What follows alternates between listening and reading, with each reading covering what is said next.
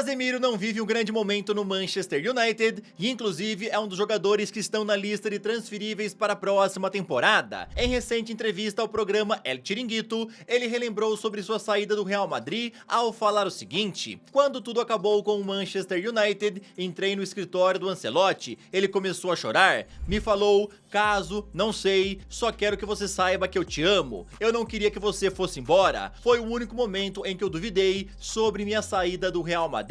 O Casemiro também nessa entrevista, comentou que o Florentino Pérez não queria de jeito nenhum que ele fosse embora lá da equipe merengue, e sobre isso ele falou o seguinte: quando as negociações com o Manchester United estavam em fase final em termos pessoais, Florentino Pérez não queria que eu saísse, ele não queria falar comigo sobre deixar o Real Madrid, tive que conversar com outras pessoas do clube. Meus amigos, eu acho que eu não sou o único daqui, que pensa que essa foi uma péssima decisão que o Casemiro tomou. Ele não deveria ter deixado a equipe do Real Madrid, ou pelo menos não deveria ter ido para o Manchester, que já vivia uma fase um pouco conturbada, já não tava lá aquelas coisas. E no Real, o Casemiro tava muito bem, tava com muito respaldo do Ancelotti, do Florentino Pérez, o elenco gostava muito dele também, mas foi a decisão que ele tomou naquele momento para a carreira dele. Infelizmente não foi das melhores e agora, no meio do ano, ele deve ser negociado, já que o Manchester não faz questão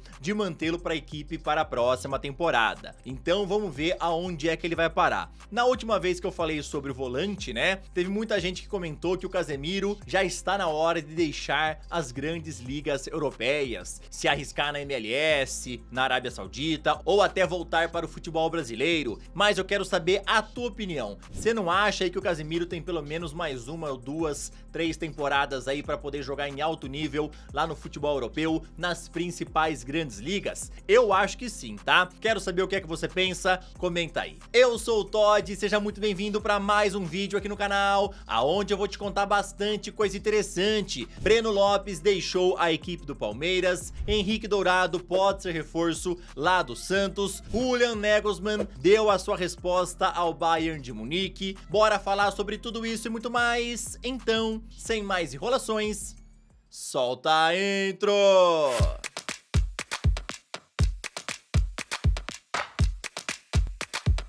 Ontem, pela segunda rodada do Campeonato Brasileiro, Botafogo recebeu o Atlético Goianiense lá no Newton Santos e venceu por 1 a 0 com gol de Matheus Ponte. Assim, o time comandado por Arthur Jorge consegue sua primeira vitória no torneio. Já o Atlético Goianiense segue sem pontuar no Brasileirão. O Flamengo lidera a tabela com 6 pontos. Internacional vem logo atrás, também com 6. Depois temos Juventude, Red Bull Bragantino, Cruzeiro e Fortaleza completando o G6, todos com 4 pontos. Na zona de rebaixamento temos Vitória, São Paulo, Atlético Goianiense e Cuiabá, todos com 0 pontos. Hoje se fecha a janela de transferências aqui no Brasil e o Santos espera conseguir mais uma contratação visando a Série B, que seria a do atacante Henrique Dourado. Ontem o portal GE informou que o Peixe já tem negociações avançadas com o jogador, que está livre no mercado após deixar a Portuguesa, e ele já conta com o aval da comissão técnica. Dourado tem interesse em jogar lá e agora o Santos corre contra o tempo.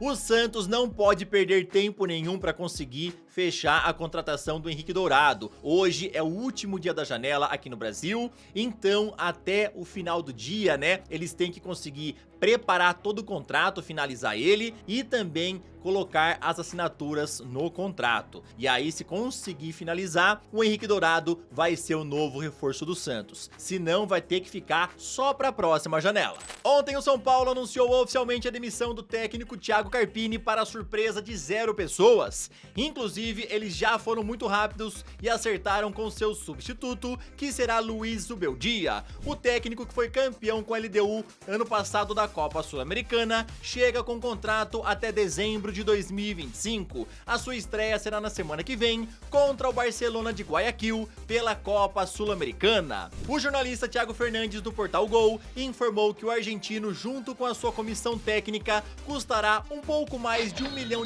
por mês aos cofres do São Paulo. Lembrando que antes de contratar Zubeldia, o São Paulo tentou trazer um técnico português. Inclusive, de acordo com o jornalista Bruno Andrade, o tricolor paulista levou um não de 4 técnicos portugueses: Carlos Carvalhal, Renato Paiva, Rui Vitória e Pedro Martins. Breno Lopes, que recentemente recusou uma investida do Santos, agora está de time novo e já foi anunciado ontem como novo reforço do Fortaleza. O atacante estava fora dos planos de Abel Ferreira no Palmeiras e por isso foi liberado por empréstimo ao Leão do Pici até o fim da temporada, que é quando também acaba seu contrato com a equipe alviverde.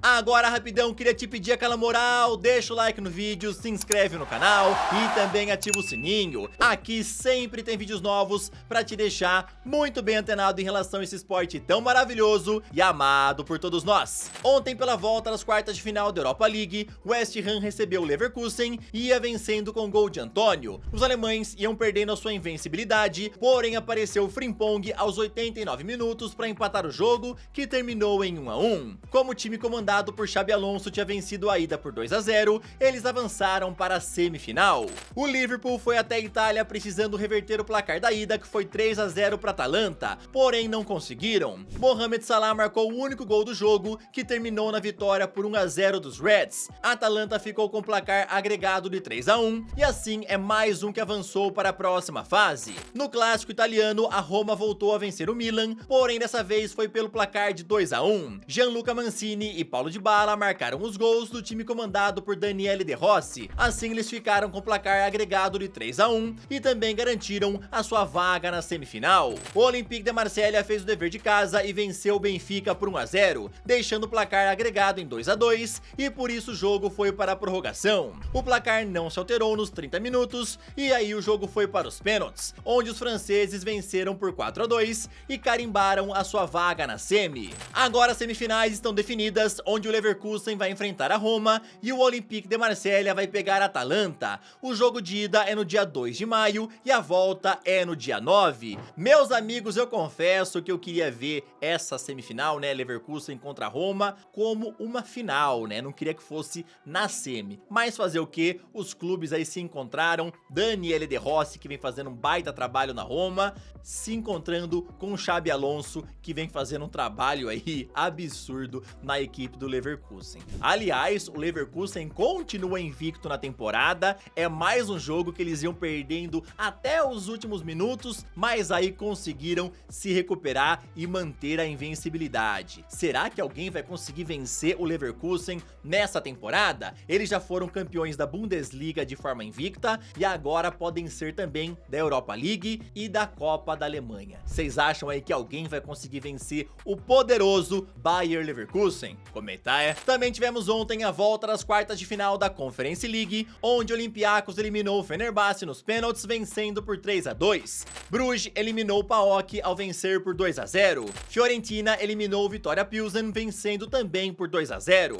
Lille venceu o Aston Villa por 2-1 e levou o jogo para a prorrogação. Depois foi para os pênaltis, onde Dibu Martínez brilhou pegando 2 vezes e ainda mandou uma dancinha para a torcida adversária como provocação. Assim, o Aston Villa venceu por 4-3 e é o único time inglês classificado para as semifinais de competições da UEFA nessa temporada. Meus amigos, não temos dúvidas de que o Dibu Martínez entra na mente do adversário, né? Já fez isso na Copa do Mundo pela seleção da Argentina e agora fez isso também pelo Aston Villa. Ontem ele realmente entrou na mente na hora da penalidade. Inclusive, ele levou o segundo amarelo, né? Já tinha levado um durante os 90 minutos e aí depois levou outro amarelo. Só que aí não existe, pela regra, né, a possibilidade dele ser expulso. Levou o segundo amarelo nas penalidades e continuou lá. Pegou o pênalti, fez dancinha, provocou e levou o Aston Villa para a semifinal. Aliás, né, agora as semifinais da Conference League também estão definidas, onde o Aston Villa pega o Olympiacos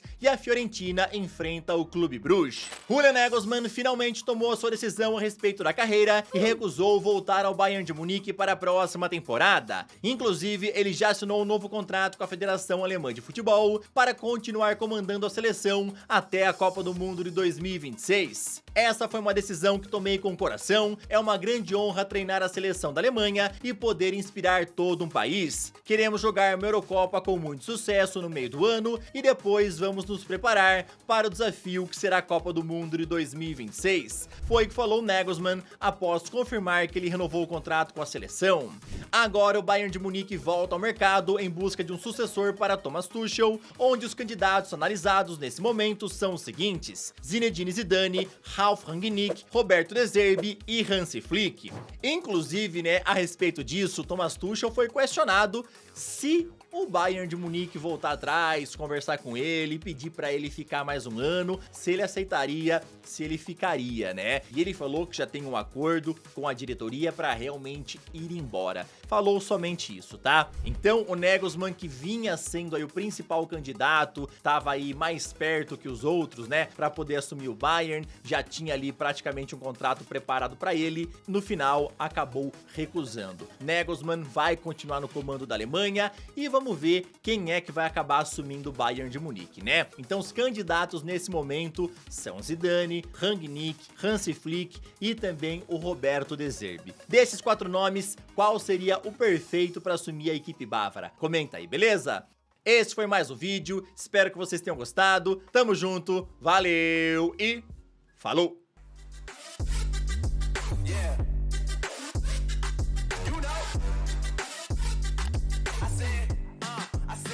It's gonna be a long night.